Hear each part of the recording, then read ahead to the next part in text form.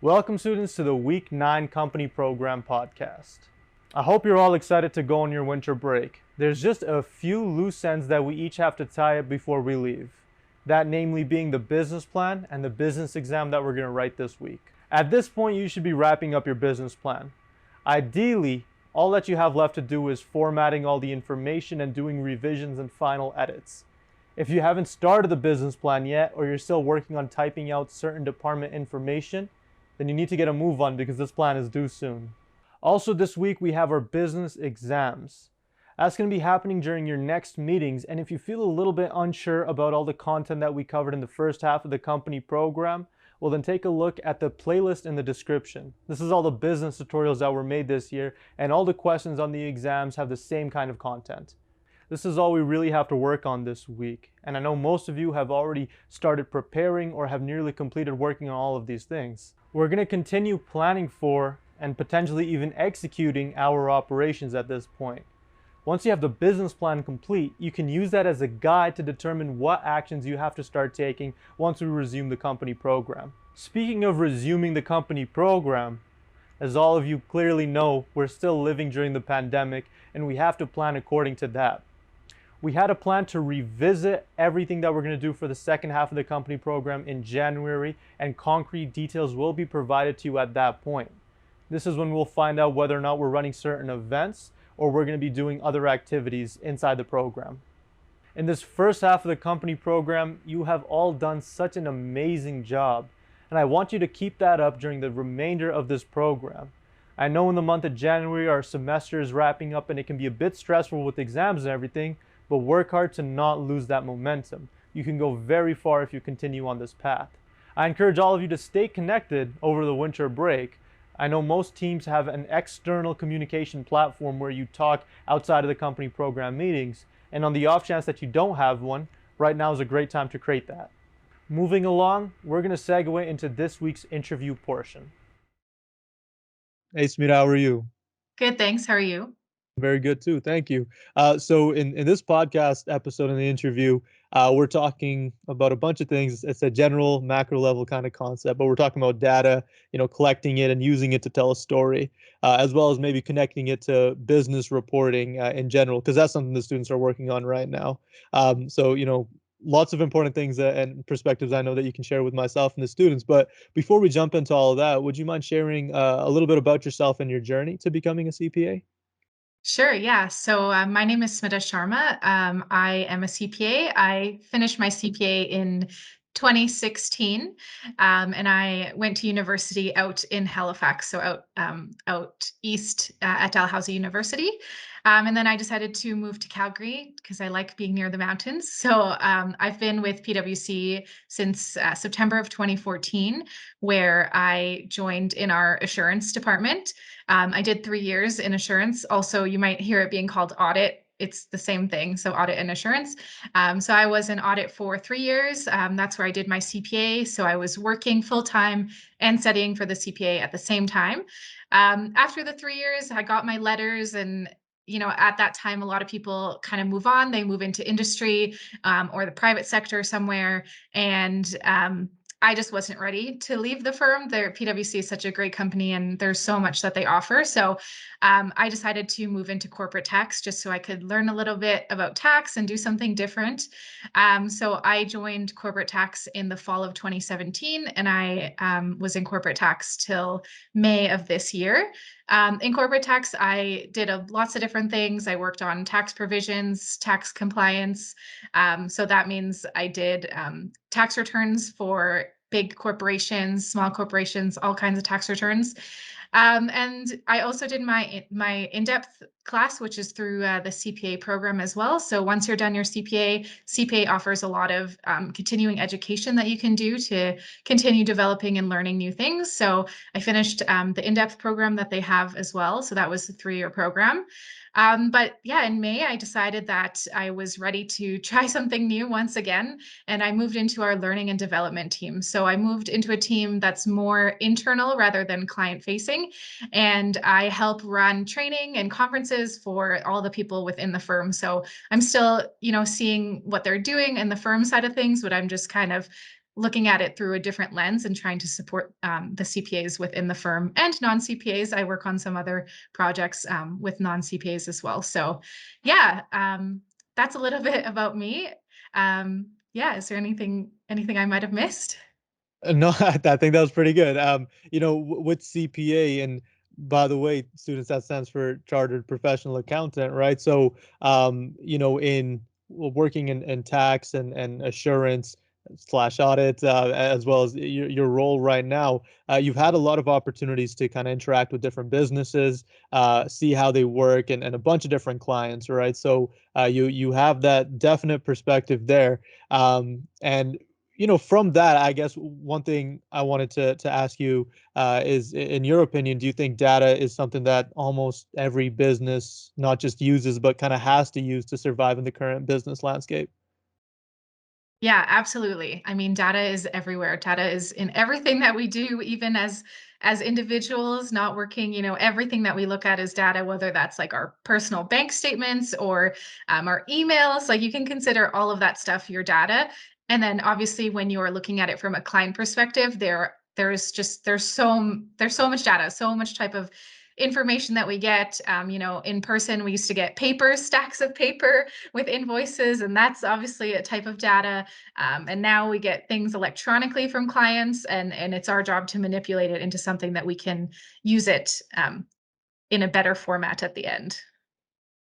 I bet getting that paper, big stacks. I feel like that's some sort of like cliche you see in movies, but apparently Yeah, it's real. So, I'm it's sorry you have to real. deal Lots of with all paper that. cuts and lots Lots of of folders.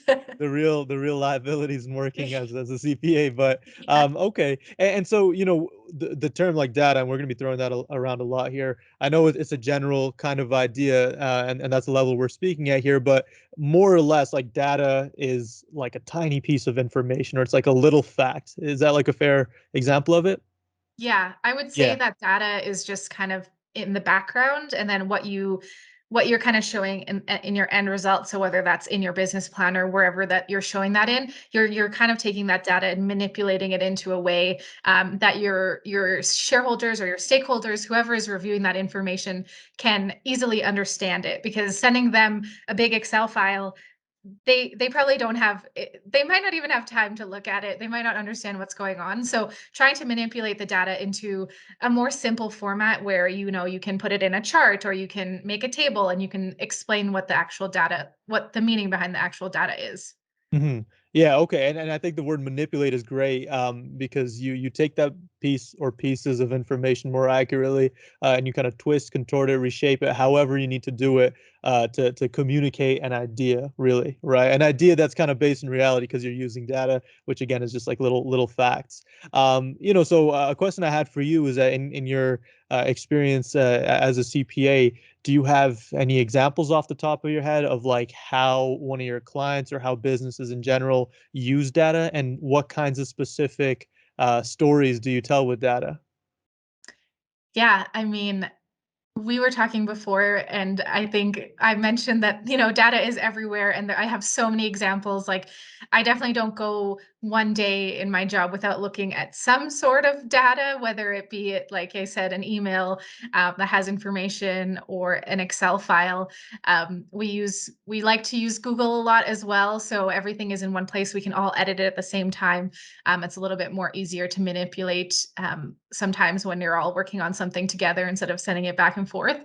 So the example I like to share about the data that I've recently used, I thought this would be a good example for this situation because you guys are writing a business case, so or a business plan. So in my free time outside of work, I volunteer as a treasurer for my community association, and we had to write a business plan for the city of Calgary to let them know what we are doing in our community.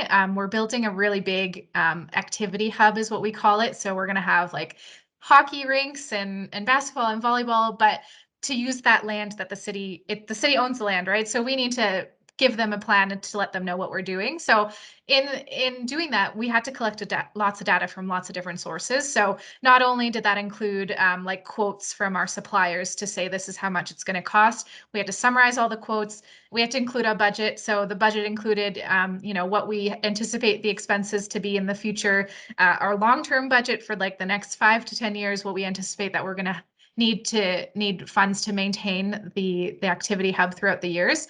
But then in our plan, we also received data from the community itself. So we sent out a Google form to the community to get their feedback and what they thought of this project. Obviously, we are the board for this community, and we want to make sure that what we're doing is for the people of our community. So we used a lot of data from the feedback forms that we received. So giving actual quotes in our business plan about why this would be such a great addition to our community, and we're missing something like this. So we definitely pieced data from all places. Yeah, I hope that was a good example, and that might be a real world example of when you would use a business plan in real life as well.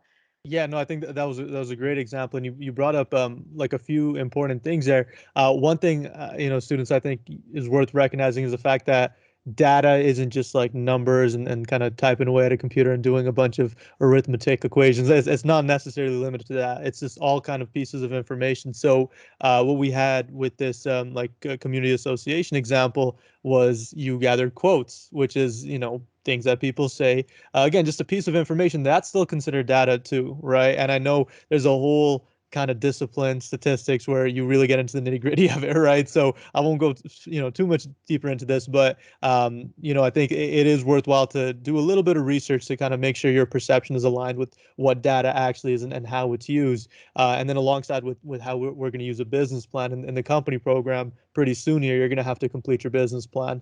And that's going to be used for, people like myself and other staff at JA, as well as judges when we get to that point, to kind of gauge your business and then your planning abilities, and see if you set realistic goals for yourself, and if you had like a good execution strategy, so on and so forth. That's how we use business plans, right? So I think a lot of examples that were great, and overall the idea is we use data to communicate things, to tell stories, to paint pictures. I guess that's what we use data for. And now, Smito, I guess I wanted to transition into like another kind of line of thinking with data, and that's data collection. So we know what we can do with data, and we know how beneficial and helpful it is in businesses and otherwise. In terms of collecting data, something that I always encourage the students to do is just to be consistent. For example, with sales data, whenever a sale is made, kind of track that down, right? Or like once a week, make sure you update your sales ledgers, so on and so forth. Beyond that, do you have any other kind of tools, systems, or habits that you would encourage students to use for consistent and effective data collection? I don't know if I have any other tools, but I think just to reiterate the fact that you should definitely be consistent. And I think when you're collecting the data, it's important to think of like what your end results, like what your end goal is going to be with that data, because then when you're collecting it, you can, ask the right questions or pull in the right columns of information that you're trying to get. So if it is like sales data, and in the end, you need to get like the total revenue, you want to make sure that you're keeping track of that right away and you're not kind of trying to do that at the end. But I think, yeah, just making sure you're updating the data as frequently as you can, because we all know, things happen and you forget what might have happened, and you forgot to enter something, and you're trying to go back to remember what you did before. So I think just being on top of entering your data, and just collecting it in a format that's going to be useful for you when you go to analyze it. So either if you're using, I don't know exactly what kind of what you'll be using, but if you're using like a Google form or like a Google sheet or something like that, just making sure your columns are set up in a way that's you've already thinking about you're thinking about the future, like what your end goal is with that data. So for our business plan example, if we send that feedback form to all of our community members and we like forgot to ask a question and then we wanted to include that in our business plan later on, we can't really go back and ask them to, can you answer this question too, because we really want to include it. So kind of working backwards, I think, is the best approach, is just making sure that you only have one shot, right? You can't really keep, in a real world, you can't really keep going up to clients and say, hey, I forgot this, like, could you please give that to me? And especially as auditors, like that's something that we don't want to be bugging clients about. So we would always, when we're trying to collect data in an audit sense, we're trying to make our comprehensive list of everything that we need, present it to the client, and that way, they can kind of work on it on their own time. So I think that those are just some little things that you can keep in mind when you go about your data collection. Yeah, I think that's such an important piece that, really should have been shared earlier with the students, but to begin with the end in mind, very, very helpful here, especially with data collection. In the company program, there's going to be data analysis and collection, and you're going to be using it in your own way, where you set out on trying to come to a conclusion on your own, and you're going to collect data in whatever system works for you. So we have that, but then we also have like kind of the mandatory data collection that I have set out for you here, right? Such as keeping your accounting documents, your sales tracking, your production costing, social media analytics. All of these things, there is an end goal there. It's to help you kind of make that final report, but also as you go through with the remaining 9, 10 weeks we have in the company program, for you to have sufficient data for you to make decisions real time, I guess is what I'm saying. But students, I'll mention this right now. If you have any questions or concerns about why you're required to do certain things in terms of data collection and why I keep stressing the fact that it's important, the answer is right there. It's, you need to begin with the end in mind. And I'd be more than happy to have a further conversation with any one of the teams about why certain assignments are set up the way they are. Anyways, thank you for sharing that point. And unfortunately, we're getting close to wrapping up here. I just kind of always like ending these podcast interviews by seeing if you have anything additional to share with the students. So first, in terms of kind of data collection, data analysis, or just general business analytics, do you have any like resources or tools that you would recommend to students in high school so they could further develop these skills from where they're at today? That's a great question. I'm sure the high school students are a lot more technology savvy than I was when I was in high school. I mean, I remember they used to like roll in the cart with the laptops, like that's dating myself. So I think, I think Google is your friend. I'm just saying that I assume that they're allowed to like search things up. So, watching YouTube videos is a great way to learn certain things if you're not sure how to collect data from a certain source, or even once you get to the visualization stage of the data, if you want to make it look a certain way, and you don't know how to do that in Excel, maybe definitely watching some videos. I think I do that too if I'm not sure. But once you kind of leave high school and you move on into your career, there's lots of other tools that you'll have access to. So at PwC, we have a lot of really cool software that we actually use to manipulate our data. So we use a program called Alteryx, it's basically like Excel on steroids. It's like crazy, and you can manipulate your data so much easier. And I don't think that you guys will be able to use that, but there are just so many tools out there.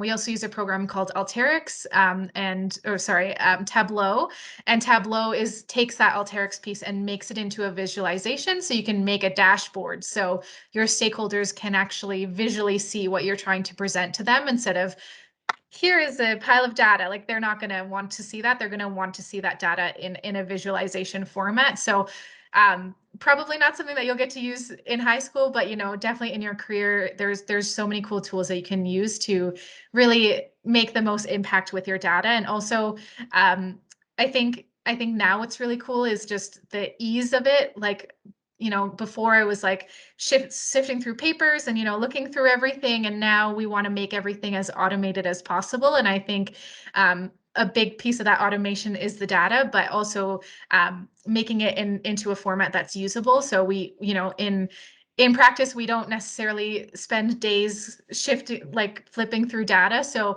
we're trying to make it as automated as possible. And I think that that's something that you might want to consider if any tools for automation or something that you can use when you do have large amounts of data. You don't really want to be sitting there clicking through all of it. So either making it into a pivot table, that's a great way to automate it, or a chart or something that you can just, it'll automatically kind of make it into that format instead of you having to do it every single time. Um, yeah, I can't think of anything else, but I hope that's helpful.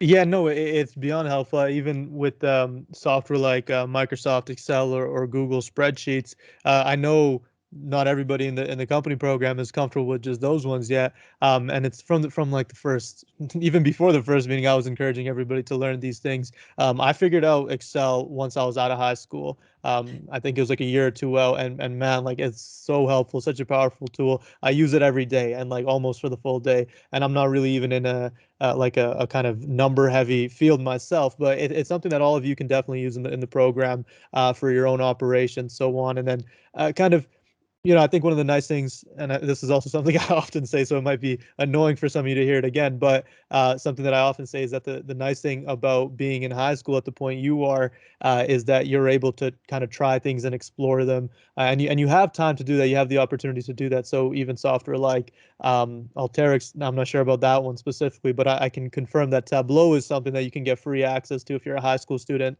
with CBE or CCSD. That's something like I'm not great at it by any means, but like I've messed around with it, and it is, you can do some really amazing stuff with that. Mhm. There's a lot of different options there. So just experimenting with some of these different softwares and tools, I think would be a great idea. And like Smita recommended, going on YouTube or LinkedIn Learning or Udemy or wherever else you can find courses.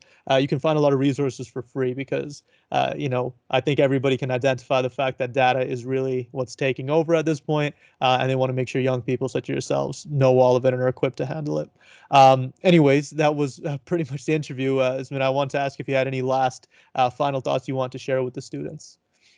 No, I think it's awesome what you guys are doing, and I think this program is great. I think I wish that I had something like this that I got to try out. Obviously, technology was not as great as it was as it is now, but I think this is really cool that you guys have this opportunity. So definitely, take it as a big learning opportunity. Ask the questions if you're not sure about something. Don't sit there and spin your wheels. I'm sure you have an awesome team of people that you can ask questions to. So definitely use them and leverage them as well. And yeah, best of luck with everything. Yeah, awesome. Thank you so much. Again, I appreciate you joining us today. Anyways, a quick glance over all the things that we need to work on. So we need to finish our business plan and write our business exams this week. All students need to write the business exam to be eligible for awards and scholarships. We also want to continue and probably finish up planning our operations. Come January 1st, we should have a concrete idea of what actions we're going to start taking to get to where we want to be. And of course, I encourage everybody to stay connected during this holiday season. We need to take time off and relax and collect ourselves together, but still check in with everybody every once in a while, chat, say what's up, and figure out what you want to do once the new year comes around. And that's all I had for this week's Company Program podcast. I can't believe we're already halfway through the program. Every day since October, my mind has been blown by all the amazing work that you students have done. Anyways, I hope you have a great holiday break as well as a happy new year, and I can't wait to see you when we return for week 10.